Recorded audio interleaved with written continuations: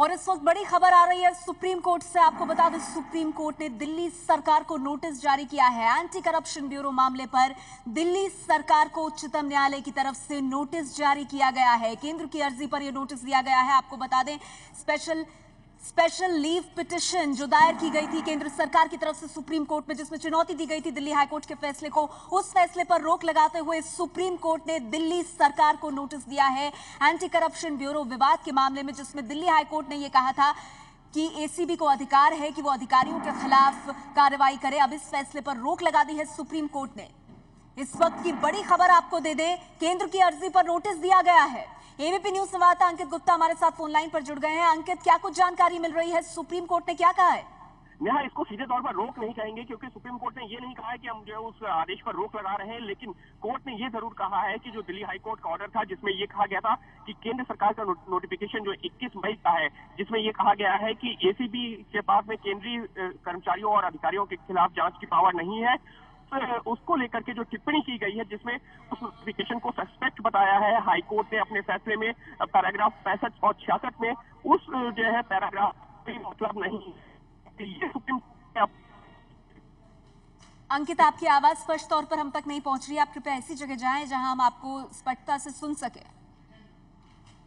High court ने अपने फैसले में ये कहा था कि जो केंद्र सरकार का नोटिफिकेशन है 21 मई का, वो जो है सस्पेक्ट है, यानी कि संदिग्ध है। तो सुप्रीम कोर्ट ने टिप्पणी करते हुए कहा है कि जिस तरीके से जो है हाईकोर्ट ने अपने जो फैसले में ये लिखा है कि वो सस्पेक्ट है, वो इररेलेवेंट है, यानी कि उसका वो अर्थहीन है, उसका कोई मतलब नहीं है, क्योंकि हाईकोर्ट का ये फैसला 20 मई को रिजर्व हुआ था और नोटिफिकेशन जारी हुआ है 21 मई को। ऐसे में हाईकोर्ट की इस पर टिप्पणी उचित नहीं था, लिहाजा वो पैराग्राफ जिसमें ये कहा गया है कि केंद्र सरकार का नोटिफिकेशन संदेहास्पद है या सस्पेक्ट है, उसको जो है कोर्ट ने ये कहा है कि उसका कोई मतलब ही नहीं बनता है। तो एक तरीके से अगर हम केंद्र सरकार के लिहाज से बात करें तो उनका ये कहना था कि फैसले पर रोक लग जाए, हालांकि फैसले पर रोक ठीक है, आप कह रहे हैं वो आधारहीन है, ये बड़ी बात सुप्रीम कोर्ट ने कही है। हमारे साथ बीजेपी से विजेंद्र गुप्ता जी फोन लाइन पर मौजूद हैं, विधायक भी हैं दिल्ली से। विजेंद्र जी, आपकी पहली प्रतिक्रिया, सुप्रीम कोर्ट ने, दिल्ली हाईकोर्ट ने जो सस्पेक्ट कहा था केंद्र सरकार के नोटिफिकेशन को, उसको आधारहीन बताया और इसके साथ ही दिल्ली सरकार को नोटिस भी दिया है। विजेंद्र जी, पहली प्रतिक्रिया आपकी। मैं इसमें ये समझना चाहूंगा कि हाई कोर्ट ने जो डायरेक्शन दी थी, सुप्रीम कोर्ट ने उसको हाई कोर्ट की डायरेक्शन को स्टे कर दिया है। जी, स्टे नहीं किया है, ये जरूर कहा है कि जो टिप्पणी हाईकोर्ट की तरफ से दी गई थी कि मामला सस्पेक्ट लगता है, आखिर क्यों केंद्र की तरफ से नोटिफिकेशन आया, जो सस्पेक्ट वाली बात दिल्ली हाईकोर्ट ने कही थी उसको सुप्रीम कोर्ट ने आधारहीन बताया है। कैसे देख रहे हैं आप इसे? मैं इसको बहुत ही जस्टिफाइड वे में देख रहा हूँ कि सुप्रीम कोर्ट ने बिल्कुल सही, क्योंकि 20 मई को जब ऑर्डर रिजर्व हो गया था और गवर्नमेंट ऑफ इंडिया का जो गजट नोटिफिकेशन है वो 21 मई को आया था, और 25 मई को जब हाई कोर्ट ने अपना प्रोनाउंस किया ऑर्डर, तो इसमें ये लिखा था कि ये 21 मई के ऑर्डर को सस्पेक्ट किया था, उसको शक की नजर से देखा था, लेकिन उसमें कहीं उस ऑर्डर को थॉरली जो है कोर्ट ने स्टडी नहीं किया था। इसलिए इस तरह के आदेश का जारी रहने का कोई अर्थ नहीं है। लेकिन कोर्ट के फैसले को हमने सुप्रीम कोर्ट में अब हम देख रहे हैं, हमको उम्मीद है कि सुप्रीम कोर्ट इस पर सभी तथ्यों को ध्यान में रखकर फैसला करेगी।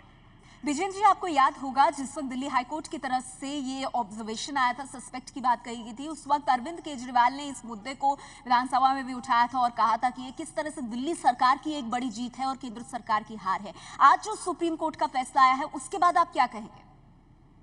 नहीं, मुझे लगता है कि जो दिल्ली की सरकार है वो बहुत उतावली है हर चीज को लेकर, इसलिए शायद उन्होंने अदालत के फैसले को ठीक प्रकार से या तो समझा नहीं था या देखा नहीं था। ये तो उसी समय सुनिश्चित हो गया था कि इसमें कहीं ना कहीं एक पेच है जिसको सुप्रीम कोर्ट जरूर संज्ञान लेगा, और सुप्रीम कोर्ट ने संज्ञान लिया। ठीक है विजेंद्र जी, आप अहम बात कह रहे हैं, आप मेरे साथ बने रहिए क्योंकि हमारे साथ आम आदमी पार्टी से सांसद भगवंत मान जी फोन लाइन पर जुड़ गए हैं। भगवंत जी, आपकी पहली प्रतिक्रिया, जिस दिल्ली हाईकोर्ट के फैसले को लेकर के आप लोग जीत बता रहे थे, उसको तो आधारहीन बता रहा है सुप्रीम कोर्ट। कह रहा है एसीबी को लेकर जो टिप्पणी दिल्ली हाईकोर्ट ने की है उसकी कोई जरूरत नहीं थी, वो आधारहीन है।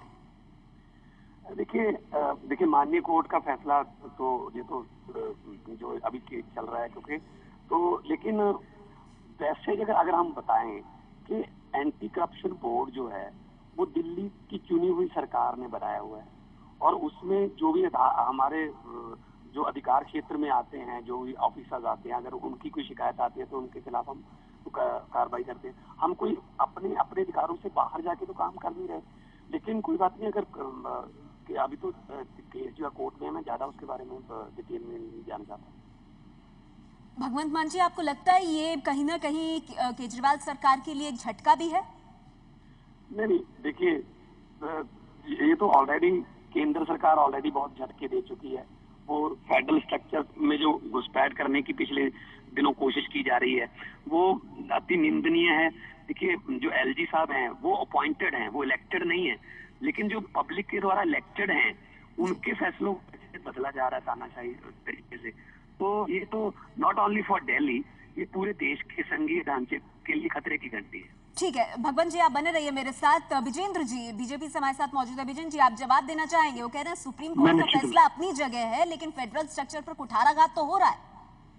नहीं, मैं एक बात तो नेहा कहना चाहता हूँ, चाहे अपॉइंटेड हो चाहे इलेक्टेड, ये सब चलता है भारत के संविधान के अंतर्गत। सबके अधिकार सीमाएं भारत का संविधान और कानून तय करता है, और कोई भी अपने अधिकार और कानून से बाहर लांघेगा तो वो अनाधिकार चेष्टा भी होगी और असंवैधानिक भी होगा। हमें कहीं ना कहीं ये प्रतीत हो रहा है कि आज दिल्ली में इतनी बड़ी बड़ी समस्याएं, आज देखिए दिल्ली में पानी के लिए लोग त्राही त्राही कर रहे हैं, बिजली के लिए लोग त्राही त्राही कर रहे हैं, पाइपलाइन फटी हुई है, पीने का पानी नहीं है, और पाइपलाइन फटी हुई है, उनको टाइम से रिपेयर नहीं किया जा रहा। उस और सरकार का कोई ध्यान नहीं है, लेकिन अधिकारों की लड़ाई लड़ने के लिए सरकार के पास समय ही समय है, मुझे लगता है। भगवंत जी, इसका जवाब बहुत संक्षेप में है। आप लोग अधिकारों की लड़ाई कोर्ट में जाकर लड़ रहे हैं, लेकिन बाकी समस्याओं के लिए वक्त नहीं। अगर हम जल बोर्ड के किसी अधिकारी का तबादला ही नहीं कर पाएंगे, जो पानी की प्रॉपर सप्लाई नहीं दे पाएगा, तो लोग तो हमारे पास आएंगे ना, लोग एलजी साहब के पास थोड़ी जाएंगे। अब तो तबादले करवा लीजिए, पानी दे दीजिए, पहले तबादले तो होते रहेंगे। गुप्ता साहब, आपके मैनिफेस्टो में दिल्ली को पूर्ण राज्य का दर्जा दिलवाने की बात थी, वो कहाँ गई आपके दिमाग? आप अभी लोग प्यासे मर रहे हैं पानी के लिए, आप तबादलों में पड़े हैं। आप आधा अधूरा राज्य भी नहीं रखना चाहते दिल्ली को। मुझे तो फिर इतने पैसे लोकतंत्र में लोग बड़े होते हैं, लोगों द्वारा चुने हुए लोग जो संविधानिक जो ताकत रखते हैं। तो मुझे ये बताइए, दिल्ली में इलेक्शन करवाने की क्या जरूरत थी अगर सब कुछ एलजी साहब नहीं करना था?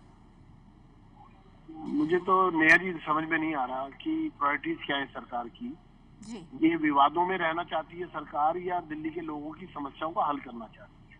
चलिए, दोनों तरफ से सवाल बने हुए हैं। विजेंद्र जी, भगवंत मान जी, बहुत बहुत शुक्रिया आपका हमारे साथ जुड़ने के लिए। लेकिन इस वक्त की बड़ी खबर आपको दे दे, दिल्ली हाई कोर्ट ने जो फैसला दिया था, जो सस्पेक्ट बोला था केंद्र के नोटिफिकेशन को, उस पर सुप्रीम कोर्ट ने उसे आधारहीन बताया है, और इसके साथ ही इस पूरे मामले पर दिल्ली सरकार को दिया है नोटिस। यानी सुप्रीम कोर्ट की तरफ से जो बात सामने आई है उससे लगा है केजरीवाल सरकार को झटका।